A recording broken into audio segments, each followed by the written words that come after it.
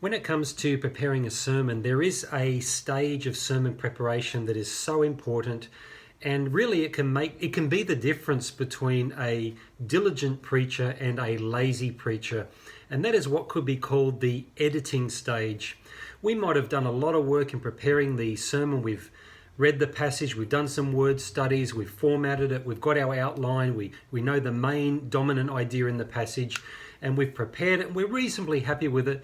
But just to think I'm going to now take that sermon and preach it, that can be negligent, because there is an extra stage that is needed. Probably we could call this the second, third, or even the second half of preparation, and that is simply the editing stage. This is where we just do that extra work of refining the sermon. And it is work. It is going to take some effort. It will mean the sermon preparation time. There's more time required.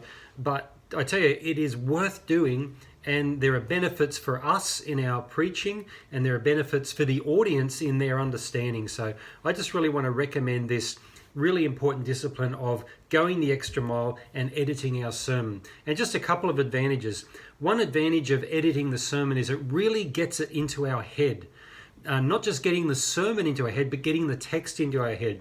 There can be a significant difference between preparing a sermon and going over it 4 times or going over it 8 times. Just that extra time of just going over and going over once again can be so useful to really just fuse that into our mind and just really increase that passion we have about this text. Another advantage is it really does refine the sermon. Just to go over it that few more times, we can start identifying some shortcomings in the sermon. For example, we might notice, wow, in this paragraph here, I'm using the word big a lot and it's sounding quite boring. And we identify that and we can just change that. I'm going to use the word enormous. I'm going to use the word vast, massive, colossal.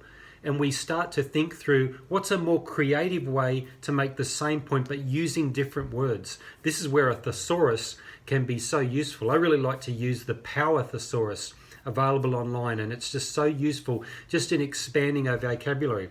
Another example is it can be very boring in a sermon to be constantly using the word good.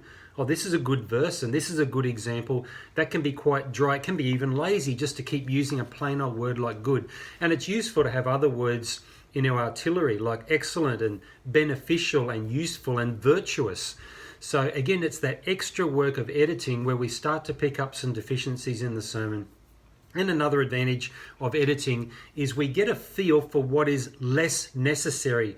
And what I mean is that we might have prepared our sermon and it's 8 pages long, and we know that the time period we have, we're not going to get through 8 pages. It really needs to be trimmed back to 6 pages. And the advantage of editing is we just go over it those few extra times and we get a real sense of, okay, this paragraph is good, but it's less necessary. It might be beneficial to a few people, but it is not as important as some of these other parts. And so it can be painful. It can be painful to pull things out when we've prepared a sermon, but sometimes we just have to do it, and we identify that in the editing phase. So it really is so important to go the extra mile in preparation, and it does make for better sermons and, of course, better delivery.